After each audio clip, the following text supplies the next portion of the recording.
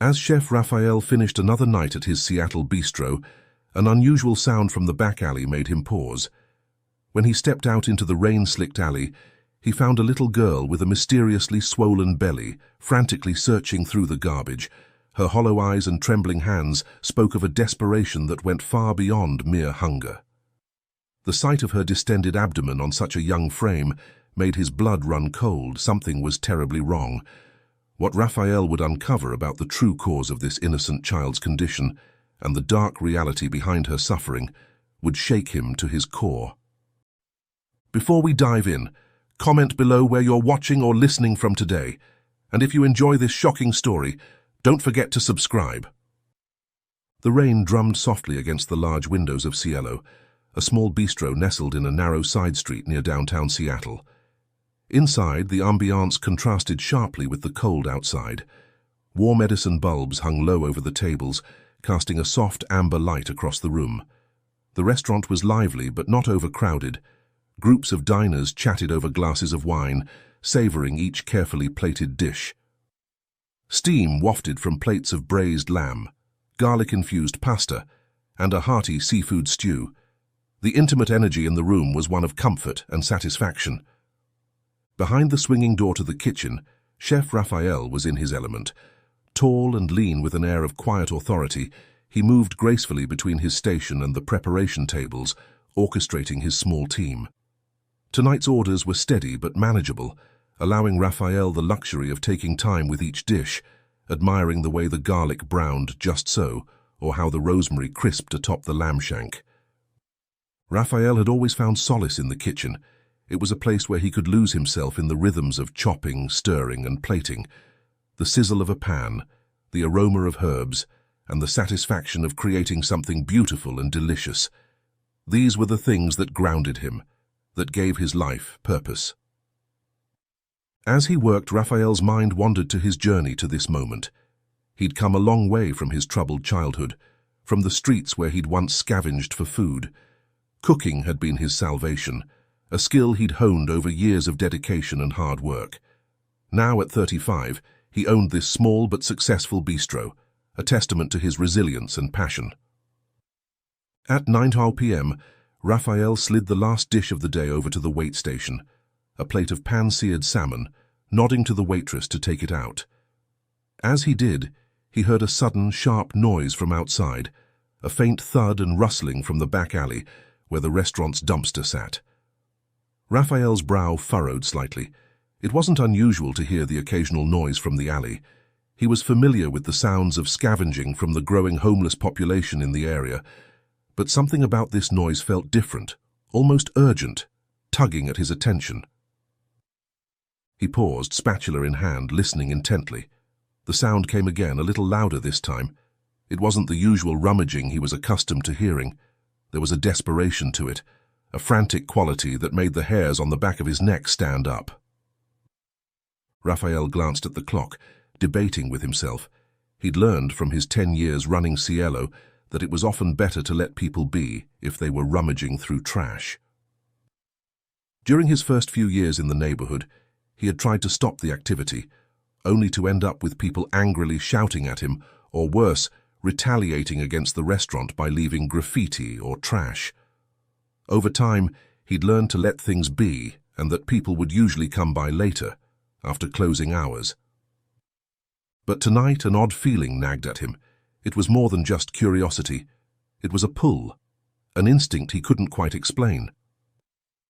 Setting down the plated dish, Raphael signaled his sous chef Matthew to cover him for a moment. "I'll be right back," he said, already moving towards the back door. "Just need to check on something outside."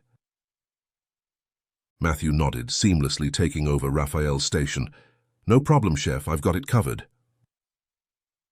Raphael stepped out of the kitchen and walked through the narrow hallway leading to the back door. The rain was steady, and he pulled his coat tighter as he pushed open the door to the alley, squinting to adjust his eyes to the dim streetlight filtering in. At first, all Raphael heard was the sound of clinking bottles and the rustling of plastic bags. But then, by the dumpster, he saw a small figure, a young girl no older than 10 or 11, her clothes thin and damp, clinging to her as she frantically searched through the trash. She was soaked, her dark, tangled hair plastered against her head, her face pale against the night. Despite the rain, she seemed entirely focused on rummaging, pulling scraps out with a strange intensity, as though she was on a tight deadline. Raphael stood there for a moment, frozen in place, taking in the scene before him.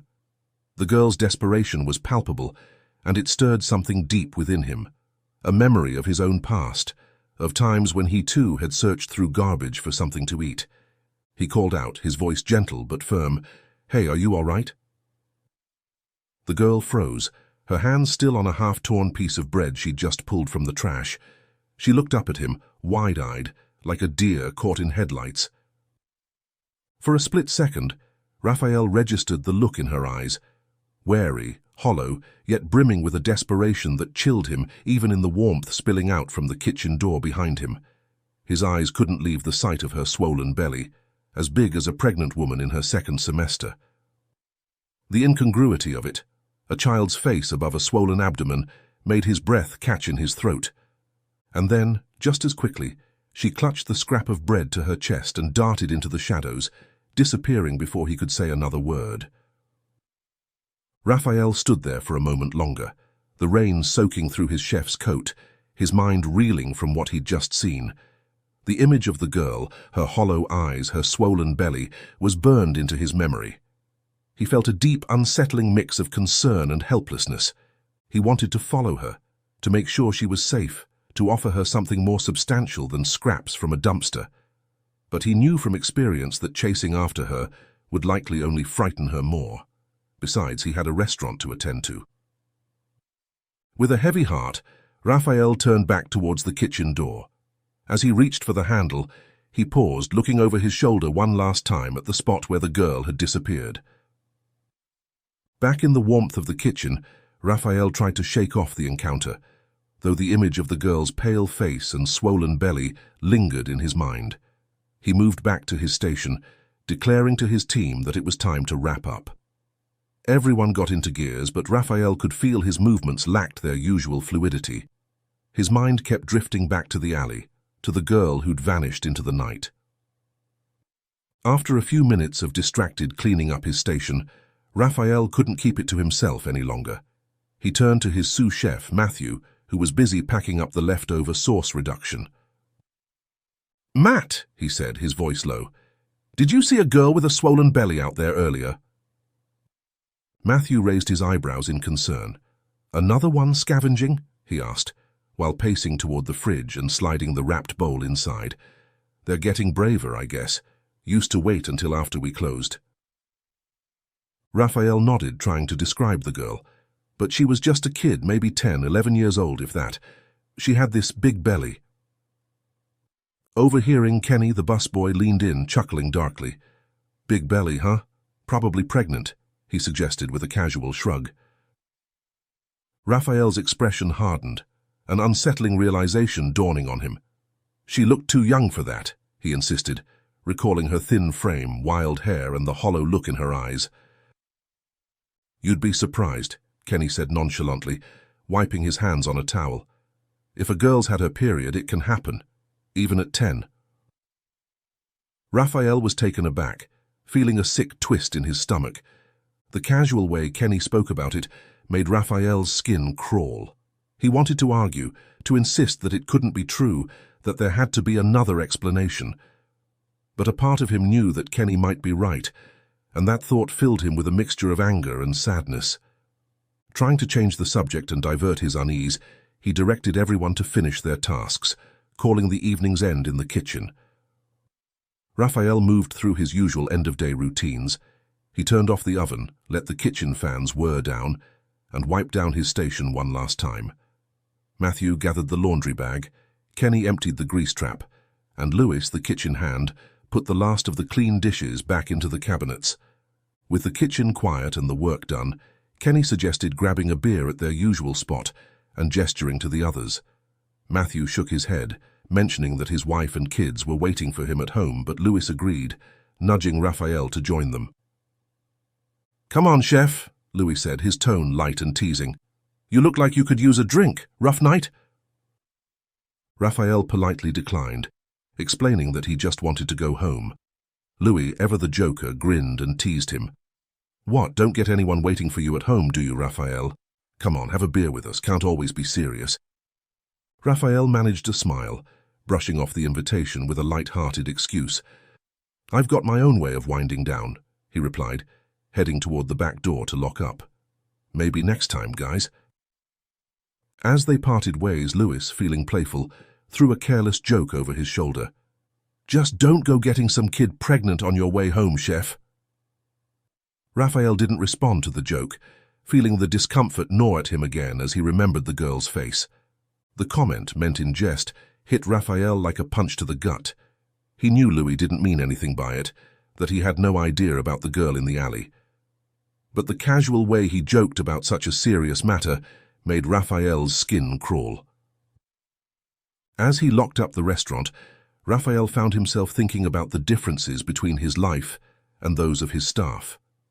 They were good people and hard workers, but their lives were so far removed from the realities of the streets. They could joke about things like teen pregnancy because it wasn't real to them, just something they saw on the news or in movies.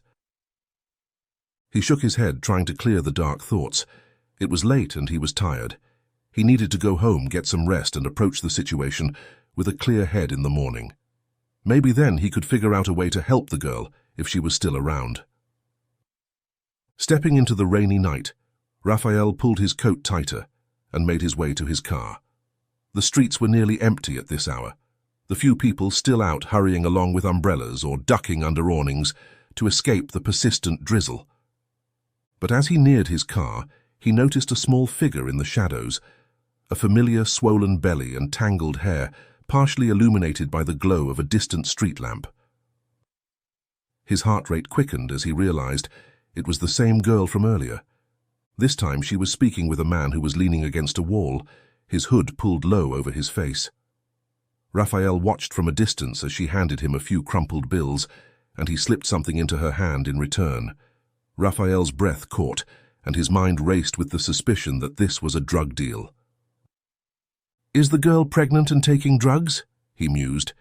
He felt a surge of conflicting emotions, concern for the girl's safety, anger at the man who seemed to be taking advantage of her, and a gnawing sense of helplessness. What could he do? Call the police? Confront them directly? Neither option seemed likely to help the girl in the long run. Disturbed but unsure of what to do, Raphael decided to follow her as she left. He knew it wasn't the most ethical choice, but he couldn't bear the thought of letting her disappear into the night again without knowing she was safe. Keeping a far enough distance, he watched as she ducked down one street after another, navigating the maze of alleys and side streets like a practiced local. Her small figure moved with purpose, clearly familiar with this urban landscape in a way that spoke of long experience. As he followed, Raphael's mind raced with questions. Where was she going? Did she have a home? And what about her family? Where were they in all of this? The more he thought about it, the more he realized how little he actually knew about her situation. Eventually, she reached a small, tattered tent, tucked against a wall in an alley. Raphael waited, hiding behind a nearby wall as he watched her slip inside the tent. He felt a pang of sadness and guilt, wondering how long she'd been living this way, and if anyone else had noticed or tried to help. The realization that this tent, this fragile makeshift shelter, might be her home hit Raphael hard.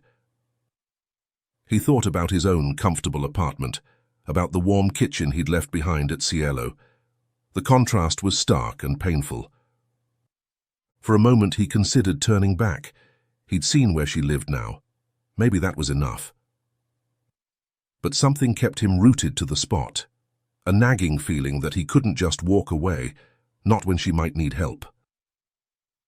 After a few moments of internal debate, Raphael's concern outweighed his hesitation. He took a deep breath, stepped out from his hiding place, and approached the tent. He knew he was crossing a line, intruding on her privacy, but his concern outweighed his hesitation. He had to make sure she was okay. "Hey, are you all right?" he called out softly. "Little girl, where are you parents? Do you live here alone?" There was a rustling sound from inside the tent, and then the flap opened slightly. The girl emerged cautiously, clutching a frayed blanket around her swollen belly, shielding herself defensively. Her eyes flashed with a mix of distrust and defiance as she recognized him. "Mum. Intent," she murmured, whispering in a voice so faint he had to lean in to hear. "We live streets." Raphael's heart clenched. He knew that look, young, tired, scared. He took a slow breath, keeping his voice steady. "I'm not going to hurt you," he said gently. "I just wanted to make sure you're okay. I saw you with that man earlier." But before he could finish, the girl's face twisted in anger, and she snapped, "Why are you following me?" "I'm sorry, I... Raphael stuttered, clearly taken by surprise at the girl's sudden distress. "Go away, I don't have anything. I'm sorry for going through your rubbish earlier, but just go..." "Listen," Raphael continued, "what's your name?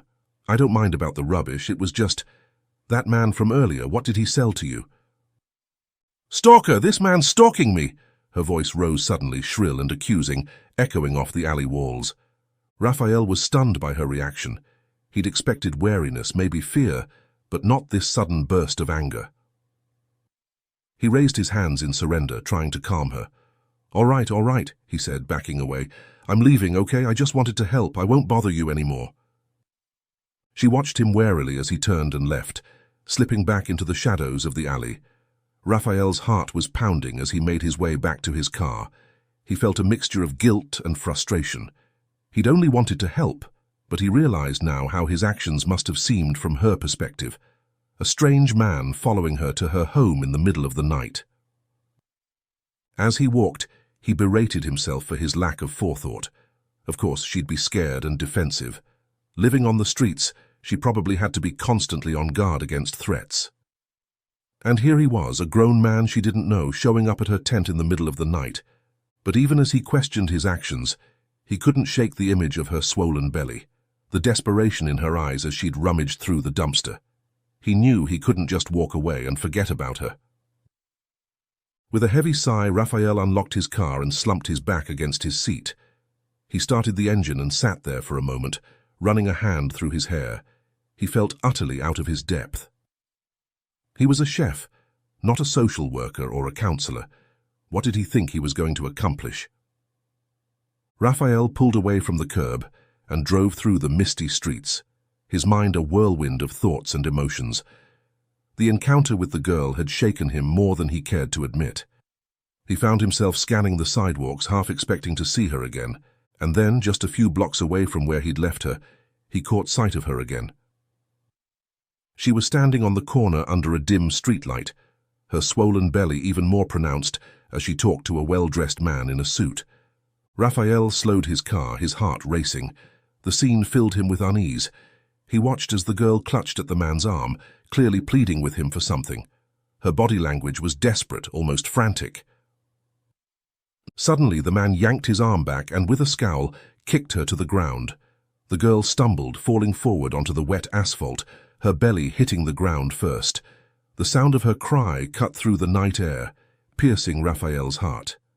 In that moment, all of Raphael's hesitation vanished. His instincts took over. He parked his car abruptly, tires screeching slightly on the wet road. He got out and walked briskly toward them, his face set in determination. The man in the suit saw Raphael approaching and sneered, assuming the worst. "If you like 'em this young, be my guest," he said with a disgusted smirk. "I'm not interested in a pregnant kid." Fury tightened Raphael's chest, his fists clenching at his sides. The casual cruelty of the man's words, the implication behind them, made him want to lash out. But he held back his anger, focusing on the girl. She was more important right now. The man shrugged and walked away, leaving Raphael to tend to her. He knelt beside her, noticing a trickle of blood on her swollen belly, her eyes filled with humiliation and pain. "Are you okay?" Raphael asked softly, his voice thick with concern. "Can you move?" The girl looked up at him, her eyes wide with fear and confusion, tinged with a little anger, as she recognized him, the man who had followed her to her tent. She tried to push herself up, wincing as she did so. "Hey, let me help." Raphael offered a hand and the girl took it despite her hesitation. Who was that man earlier? Do you know him? He asked. The girl shook her head. No, I was just asking him for help. I was very hungry, but he misunderstood, Raphael asked, and the girl nodded. I don't get it. Everyone I met seems to hate me just by looking at my belly. Well, except you who followed me to my tent. The girl rubbed her belly and Raphael saw blood trickling from the side that hit the ground. I'm sorry for scaring you earlier. I should have introduced myself first. He said, My name's Raphael and I'm a chef at the restaurant you visited. The girl nodded, but she didn't introduce herself. Raphael did not question her, thinking it must have been a rough night for a little girl like her, and he didn't want to add more pressure. I see you have a wound on your belly. Let me call the ambulance for help. I think we need to have you checked. Are you pregnant? Raphael pulled out his phone to call 911, but the girl grabbed his wrist, her eyes wide with desperation. Please, no police, she pleaded, her voice cracking. She looked terrified, as if the mere presence of any authority would bring disaster. Raphael hesitated, torn between following protocol and honoring her fear. He knew the right thing to do would be to call for help, to get her proper medical attention, but he also understood fear of authority, the instinct to avoid official involvement at all costs. Seeing her distress, he made a decision. He ended the call, putting his phone away, and said gently, All right, no police, but you're hurt. Will you let me take you somewhere safe? The girl looked at him warily, clearly weighing her options. After a moment, she gave a small nod, too worn down to argue further. Carefully, Raphael helped her to her feet. She swayed slightly, and he put a steadying hand on her shoulder.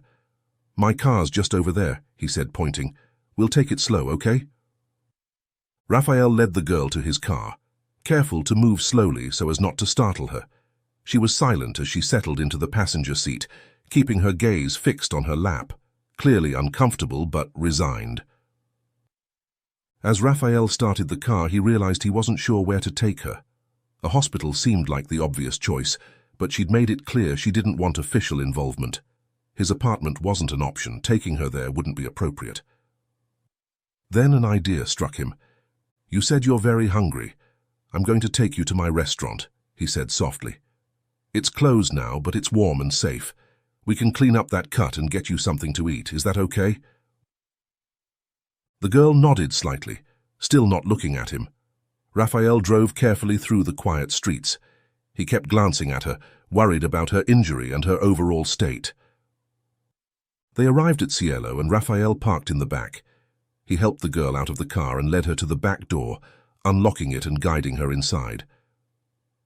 As they entered the empty kitchen, the girl looked around, clearly surprised to be welcomed into such a warm, clean place. She seemed unsure whether to sit or stand, so she hovered near the entrance, watching Raphael warily. Raphael moved with deliberate slowness, not wanting to startle her. He grabbed a first aid kit from under the sink, then gently gestured for her to sit down.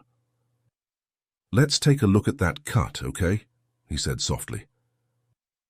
She hesitated, then settled onto a kitchen stool, pulling her thin shirt up just enough for him to see the fresh scrape on her belly, her movements still guarded. Raphael cleaned the wound carefully, noticing the swollen belly's unnatural roundness. It didn't look like a typical pregnancy. There was something off about it. My name's Luna, the girl began. Raphael looked up, trying to hide his surprise at her opening up to him. You told me your name's Raphael. Yes, Raphael answered. Luna, that's a beautiful name. He offered a smile. Are you hungry? I could warm up some soup. Luna nodded, her eyes lighting up slightly at the mention of food.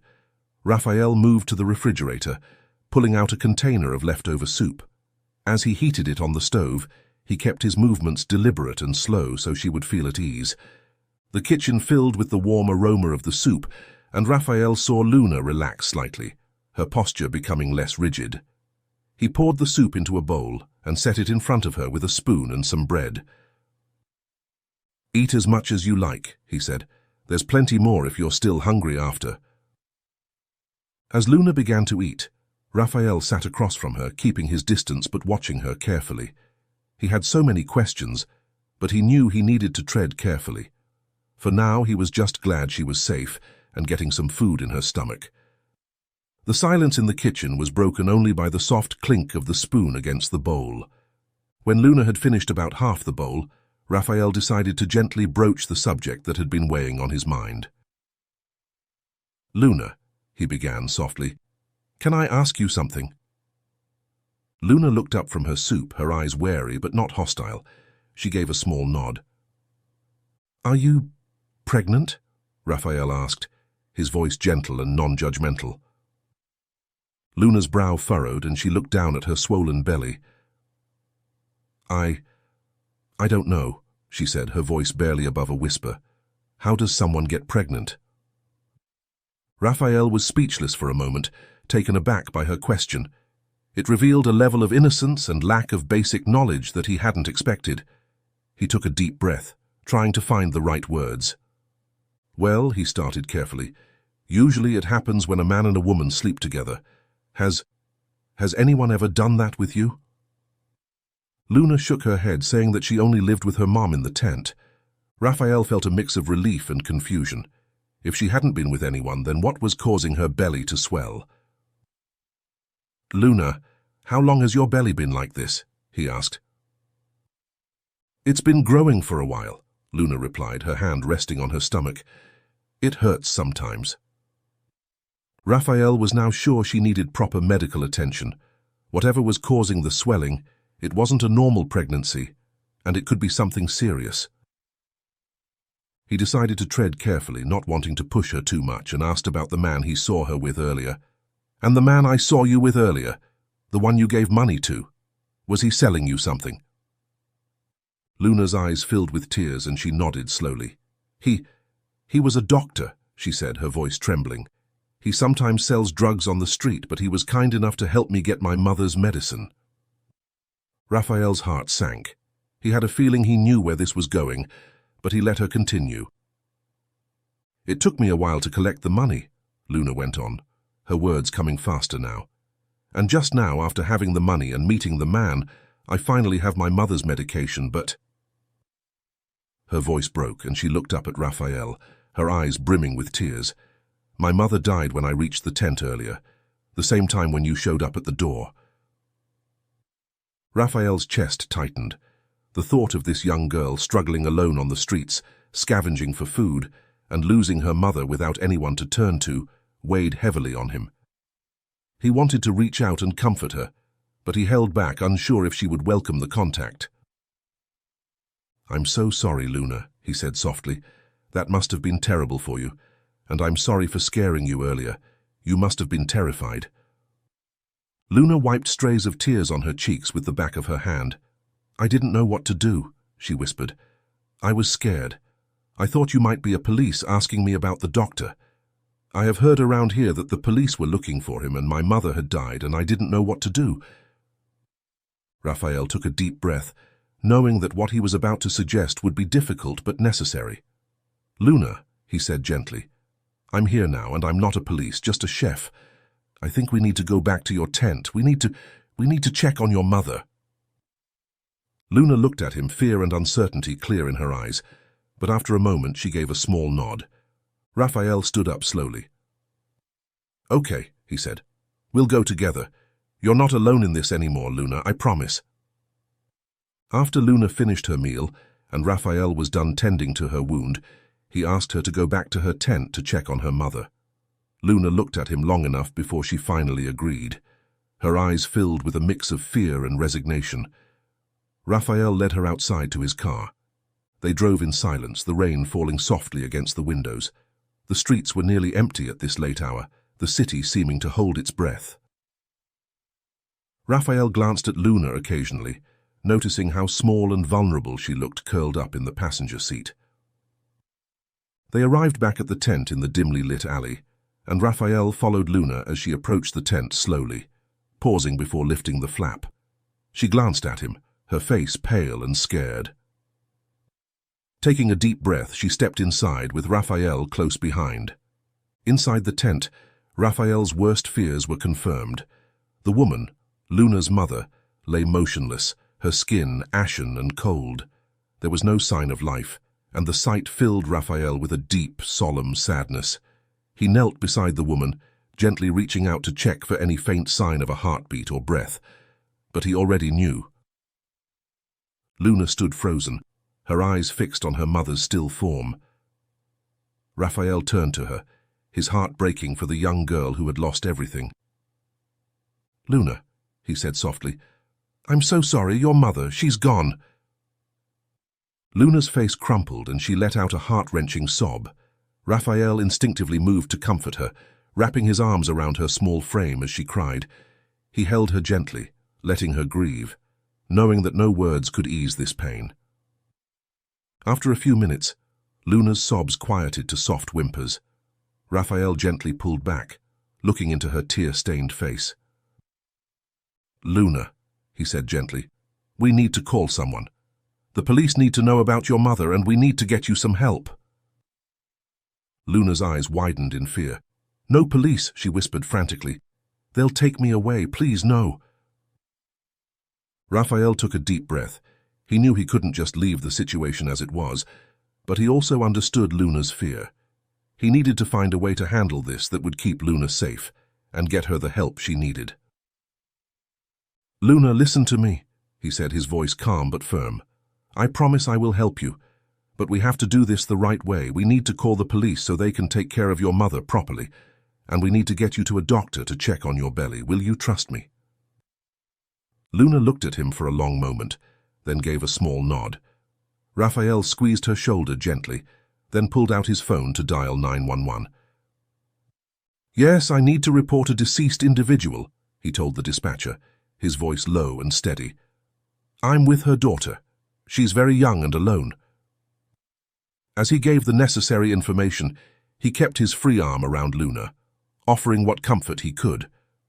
As he ended the call, Raphael looked down at Luna. "They're on their way," he said softly. "It's going to be okay. I'm going to stay with you through all of this. You're not alone." Luna leaned into him, her small body shaking slightly. Raphael held her close, his mind racing with thoughts of what would come next. He knew the road ahead would be challenging, but he was determined to see it through. He couldn't abandon Luna now, not when she needed help the most. Moments later, the distant sound of sirens grew louder, cutting through the quiet night as red and blue lights illuminated the narrow alley. An ambulance and a police car pulled up, their flashing lights casting eerie shadows on the walls of the surrounding buildings. Luna tensed, clutching her blanket more tightly. Raphael placed a reassuring hand on her shoulder. "It's okay," he said softly. "They're here to help. I'm not going anywhere." Two police officers stepped out of their car, one with a notepad, the other scanning the area. Raphael greeted them, explaining the situation, and they listened, glancing at Luna with sympathy. He led them to the tent, where they confirmed the mother's death. The paramedics carefully removed the body from the tent and prepared it for transport. Raphael watched as they worked, feeling a deep sadness for the woman he had never met, whose life had ended in such difficult circumstances. One officer, a woman with kind eyes, knelt to talk to Luna. "Hi, Luna," she said gently. Her eyes fell on Luna's swollen belly.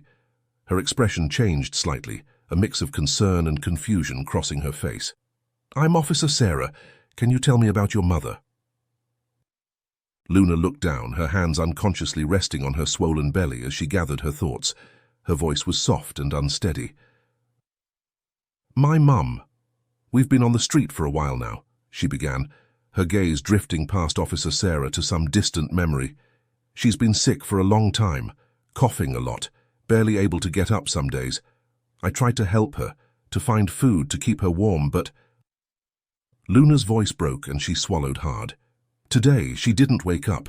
I tried to wake her, but she was so cold. I don't have anyone else." She looked up at Officer Sarah, her eyes brimming with tears yet holding a quiet strength. Officer Sarah nodded, writing down her statement. "Thank you, Luna, for being so brave. We're going to take good care of you, okay? But to do that, we need to take you to the hospital to have your belly checked." Luna's eyes widened in fear and she looked to Raphael. He knelt beside the officer, meeting her eyes. "It's going to be all right," he said. "I'll come with you if that's okay." He looked up at Officer Sarah, who nodded her approval. "That would be fine," she said. "We'll need to ask you some questions too, sir." Raphael nodded. "Of course, whatever you need." As they prepared to leave, Raphael noticed a social worker had arrived on the scene. She introduced herself as Ms. Thompson and explained that she would be overseeing Luna's case. "We'll need to find a safe place for Luna to stay," Ms. Thompson said. "Do you know if she has any relatives?" Luna shook her head, her eyes filling with tears again. Raphael felt a surge of protectiveness. "If it's possible," he said, surprising himself, "I'd like to offer to be her temporary guardian, at least until we can figure out a more permanent solution." Ms. Thompson looked at him appraisingly. "That's very kind of you, Mr. Morales, Raphael Morales." She nodded. "We'll need to do some background checks and assessments, of course, but if everything checks out, that could be a possibility. For now, let's focus on getting Luna the medical attention she needs." As they walked towards the ambulance, Raphael kept his hand on Luna's shoulder, offering silent support. He knew the road ahead would be challenging, but he was committed to seeing it through. Whatever happened next, he was determined to ensure that Luna would be safe and cared for. After the police and social worker coordinated care, Raphael accompanied Luna to the hospital, staying with her throughout the way and in the waiting room. He had even stepped into the police car with her, leaving his car parked where he had left it. The stark white walls and antiseptic smell of the hospital were a sharp contrast to the dark, damp alley they had just left. Luna sat quietly beside him, her small frame seeming to shrink even further in the large hospital chair. As Luna was taken in for an examination, Raphael remained outside, reflecting on the day's events and feeling an overwhelming sense of responsibility. He paced the waiting room, his mind racing with thoughts of what might come next. How had his life changed so dramatically in just a few hours? While waiting, Raphael's exhaustion caught up with him, and he eventually drifted off to sleep in one of the uncomfortable waiting room chairs. In his sleep, he had a vivid dream about his own past. He recalled the loss of his mother during childbirth and the subsequent years with his distant alcoholic father. In the dream, he saw himself as a small boy being abandoned by his father. The memory was painfully clear. His father's car driving away, leaving him alone on the street to survive on his own. Raphael found himself wandering the streets, scavenging for food, feeling the gnawing hunger and desperation that had been his constant companions during those dark days. But then the dream transitioned again. This time, he saw the elderly couple who had found him rummaging through their trash. In his dream, their faces were kind and concerned as they approached him, offering him not just food but a home and a chance at a stable life. The warmth of their kindness contrasted sharply with the cold desperation of his earlier memories. As the dream faded, Raphael felt a renewed sense of purpose.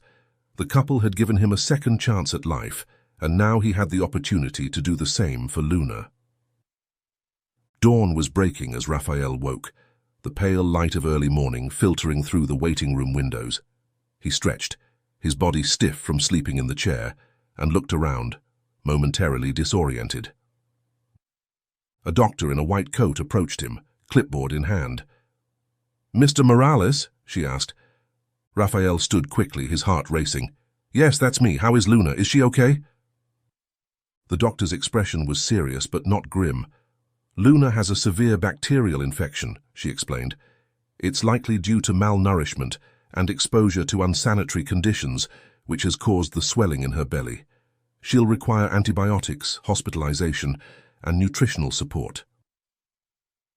Raphael listened intently, relief washing over him that it wasn't something worse, but concern still gnawing at him for Luna's overall health. "We'd like to keep her here for at least a week for treatment and observation," the doctor continued. "Do you know if there's any family we can contact?" Raphael shook his head. "No, she doesn't have anyone. Her mother just passed away." The doctor's expression softened with sympathy.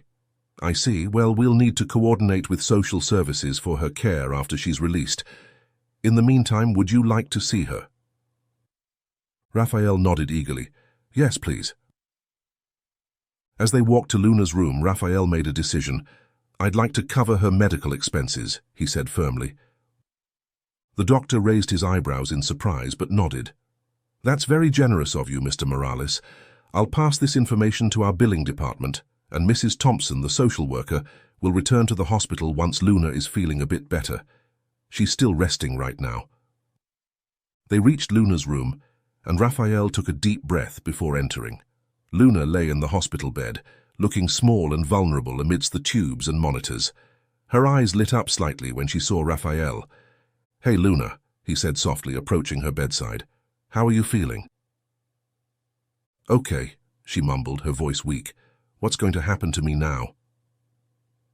Raphael sat down in the chair next to her bed. Well, you're going to stay here for a little while so the doctors can help you get better. And then, he paused, gathering his courage, if it's okay with you, I'd like to offer you a place to stay, with me. Luna's eyes widened. Really? You'd do that? Raphael nodded. Yes, I would. We'll need to talk to the social workers and make sure everything is okay, but if you want, I'd like to be your foster parent, at least for now. Luna's eyes filled with tears, but this time they weren't tears of sadness. She reached out and took Raphael's hand. Thank you, she whispered. Raphael squeezed her hand gently. You're welcome, Luna. We're going to figure this out together, okay? As they sat there, hand in hand, Raphael felt a sense of peace settles over him. He knew there would be challenges ahead, legal hurdles, adjustments to their lives, and the long process of healing for Luna. But he also knew, with a certainty that surprised him, that this was the right path.